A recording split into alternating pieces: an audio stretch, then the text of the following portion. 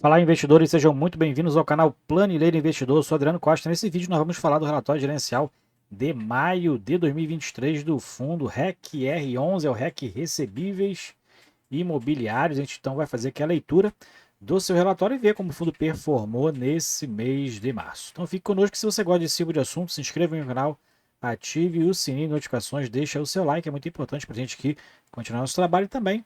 Eu vou deixar esse relatório gerencial na descrição do vídeo para você baixar, fazer uma leitura mais detalhada, assim como o nosso link do grupo do Telegram. Se inscreva lá no grupo em curta distância. Vamos lá então, aqui a gente fala do REC R11. REC R que é um fundo administrado pela BRL Trust, gerido, né, o gestor ou consultor, como ele chama aqui, a REC Gestão de Recursos. Tem a sua rentabilidade alva, o IMAB, mais 1% ao ano.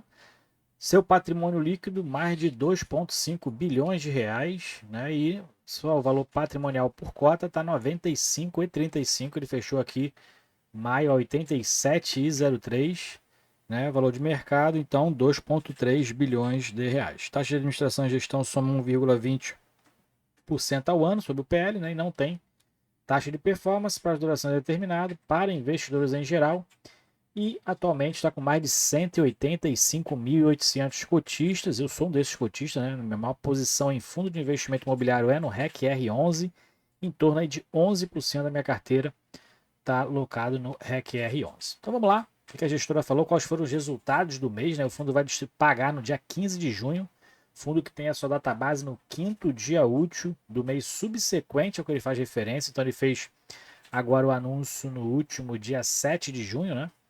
Quinto dia útil. E então, aqui, mês de maio, vai ser pago em 15 de junho e ele vai distribuir mais de 32 milhões e 400 mil reais, que deu aí R$ 1,22 e meio. Eu quero ver como é que quem tem uma cota vai receber isso, mas ele tem aqui, né, chega até a quarta casa decimal aqui de real, né? R$ 87,03, dividendo de R$ 87,03 é o valor de mercado que fechou, né? Fechamento de mercado de maio, que dá um dividend yield de 1,41%, esses R$ 1,22 e meio, o que dá um dividend yield então de 16,9%. E o fundo encerrou o mês com 95% dos recursos alocados, não modificou tanto nada, né, a respeito disso. 91 operações também não modificou e 3 fundos de investimento imobiliário em sua carteira, e o fundo atualmente não tem previsão de nova captação de oferta, né, nova emissão de cotas, né? E o resultado dos últimos 12 meses, o fundo fala aqui que distribuiu R$ 11,06 nos últimos 12 meses. Né, pegou a parte daquela deflação, né, aqueles 3, 4 meses lá de deflação, né, que impactou aqui no fundo.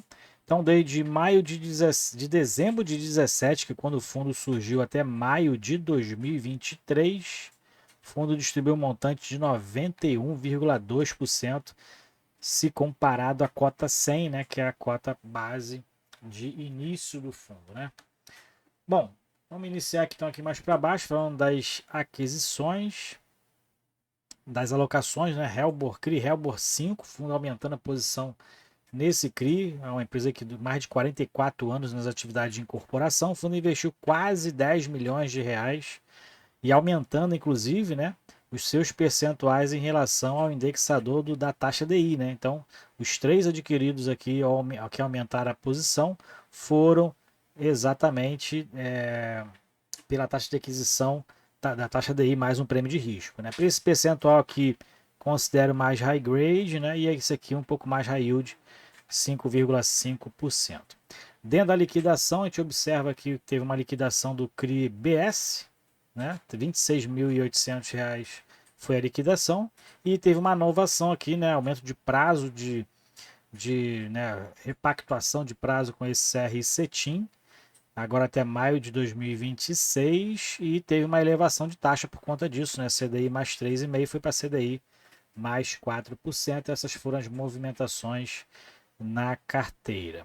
Falando sobre patrimônio, então não teve alterações no patrimônio líquido, né? Não teve alterações aqui dentro do patrimônio. Alocações de ativos também está ali dentro ali do que se observa, né? Não teve muitas alterações em relação ao acréscimo de ativos nas alocações, então de 95%. Aqui, na verdade, aqui só elimina o caixa, né? CRI mais FIIs versus os ativos e os meses de oferta. E aqui a gente verifica nas alocações dos ativos. Hoje o fundo tem 2,3 bilhões de reais em CRI, em FII um pouco mais de 107 milhões.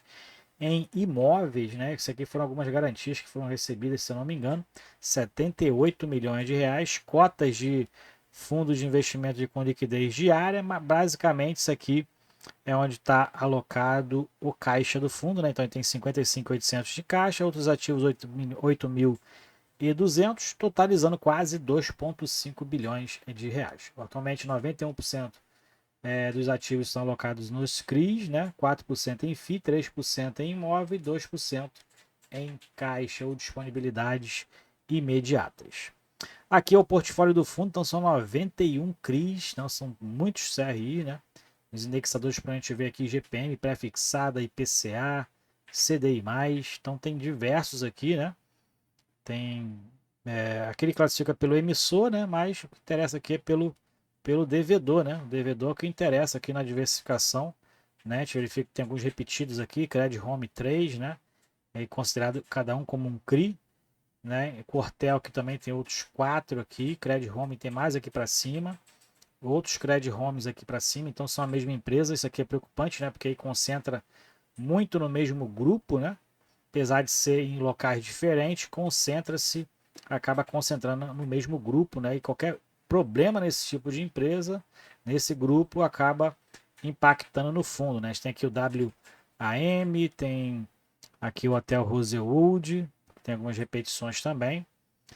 Bom, então isso aí é para ficar de olho, principalmente nessas empresas aí que tem essas repetições aqui de devedores nos CRIs, são 91 CRIs, mas tem diversos devedores iguais aqui, né? E aí pertence ao mesmo grupo, para acontecer igual aconteceu com o DEVA 11, HCTR, VSLH e o TORD, né? Grupos ali que tem diversos CRIs, a gente pensa que está diversificado, mas acaba não estando tanto assim como a gente pensa, né? Então isso aí a gente tem que ficar de olho. Aqui são os 3 FIIs que ele tem na carteira, né? Então, basicamente aqui o Suno CRI, a CNCI 11, que é para investidores em geral, esse valor a CRI Infra, o FII Infra, que eu não sei se é para investidores em geral, e esse Porto Seguro com certeza não é. Acaba que a gente tem, acaba que indiretamente, através desses fundos, né, a gente tem acesso a fundos que a gente não tem aí, não poderia ter por conta de serem restritos, né? Igualzinho a CRI, né? A gente consegue investir em CRIs nos nossos bancos, né?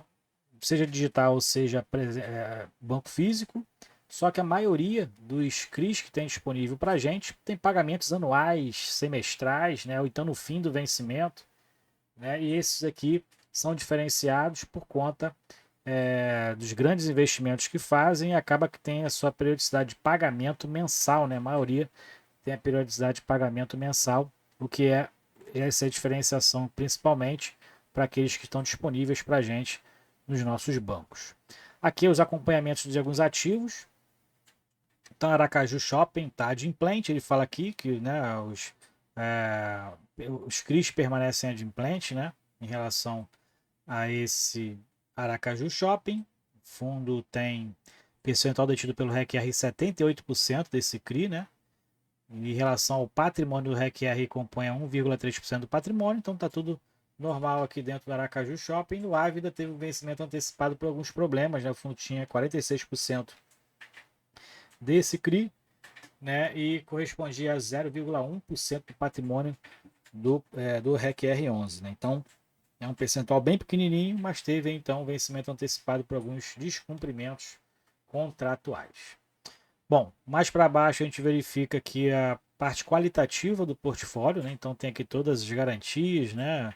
Qual é o segmento de atuação dessas empresas, se ela é incorporação, se ela é loteamento, né? Então tem aqui todas as características. Você pode baixar o relatório que eu vou deixar na descrição do vídeo, né? Fazer essa leitura aí mais detalhada. Aqui a gente tem, já vai passar direto, aqui a gente tem os indexadores, então o fundo tem reduzido essa diferença percentual em relação ao IPCA, que atualmente corresponde a 76%, seja ele com variação negativa ou não. CDI atualmente está com 19%, GPM reduzindo, né? O GPM inclusive está negativo, né? Nos últimos 12 meses, 3%, e o pré-fixado um pouco mais aí, na verdade não chega nem a 0,1%, né, em relação ao percentual. E tem um pouquinho aqui também de GPM sem variação negativa, né? Esse daqui o fundo não está tendo tão prejuízo assim, mas esse daqui realmente o fundo pode não estar recebendo esse prêmio de risco, né? E também tem um pouquinho de TR aqui também. Bom, aqui a gente verifica a distribuição por risco e segmento do devedor, então a maioria é segmento corporativo, né? O crédito, na verdade, a questão do risco, né? Ele até explica aqui embaixo, né? O CRI corporativo apresenta um lastro de dívida corporativa com garantia real, né? E acaba que o pulverizado tem um lastro com uma carteira de créditos imobiliários recebíveis, o próprio imóvel, às vezes, né? Pode ter também o próprio imóvel, mas o risco corporativo ele acaba sendo menor, porque normalmente são de grupos empresariais sólidos, que preferencialmente com garantias imobiliárias e cessão fiduciária de recebíveis. Então, acaba que esse tipo de lastro aqui de risco, de classificação dos CRIs, acaba sendo de menor risco para o portfólio. Bom, aqui é a questão dos segmentos também, né? A gente verifica que a maioria é loteamento e incorporação, tem um pouco aqui de hotel, investimento imobiliário. Mais para baixo a gente tem a questão da distribuição por securitizadora, que acaba não tendo muita importância, que é apenas uma intermediadora entre o devedor e o cedente, né? Aqui é a distribuição geográfica. A gente verifica que está mais concentrado no estado de São Paulo, né, como a maioria dos CRIs, né, ali é o polo, né, do Brasil em relação aos investimentos. E aqui tem a DRE gerencial, que ainda é apresentada, na verdade, pelo regime de competência, né, mas ele fala aqui sobre o lucro de caixa. Então a gente verifica que 35,5 milhões de reais, né, marcação a mercado teve aqui um registro negativo, porque a gente está falando de regime de competência, né? Então a desvalorização dos papéis acaba que ele considera aqui como uma valorização ou uma desvalorização, né? Receita de outros ativos 382 mil reais, despesas operacionais 2,7 milhões e o lucro pelo regime de competência 27 milhões e pelo regime de caixa 33 milhões, porque normalmente pelo regime de caixa não se considera essa marcação a mercado e sim o recebimento, né, dos juros, né, e das atualizações monetárias advindas desses CRIs. E o valor distribuído a R$ 32.400, R$ 1,22. O fundo ainda fez um caixa então aí de recursos não distribuídos. Mais para baixo a gente verifica, para encerrar aqui, a questão da rentabilidade. Então o fundo tem um alvo IMAB mais 1%, então a rentabilidade de alvo no período está em 71% e o fundo está com uma rentabilidade aqui de 78,2%.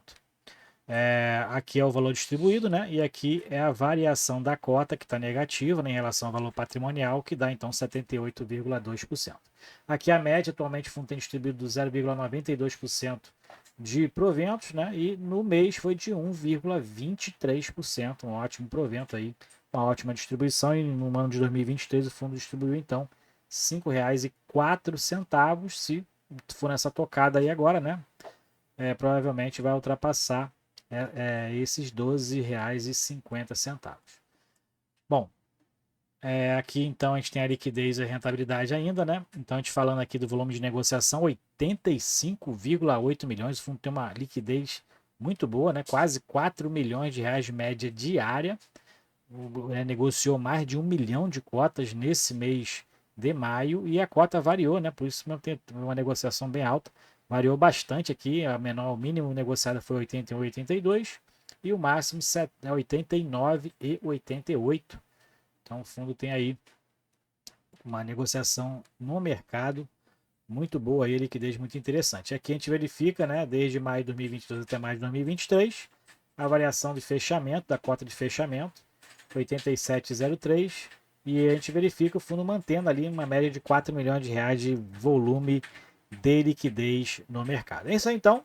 Isso aqui é a taxa de sensibilidade, né? Atualmente o fundo está sendo negociado a R$ 86,00 mais ou menos, então estaria aqui um retorno de IPCA mais 9,25%, mas na data de fechamento, na cota de fechamento, 87,03 dá IPCA mais 9,10% de retorno. É isso aí então, relatório gerencial do REC R11 bom desempenho, boa performance, na minha opinião, no mês de maio, né? O fundo segue se recuperando aí no mercado. Vamos ficar de olho naquele portfólio lá, né? Pela experiência que a gente já teve no DEVA 11, principalmente. Muitas repetições ali da mesma empresa, né? Vou fazer um apanhado disso aí para saber qual é a real diversificação do portfólio do RECR. Passo para você no próximo relatório gerencial. É isso aí. Fique com Deus. Até o próximo vídeo. Tchau, tchau.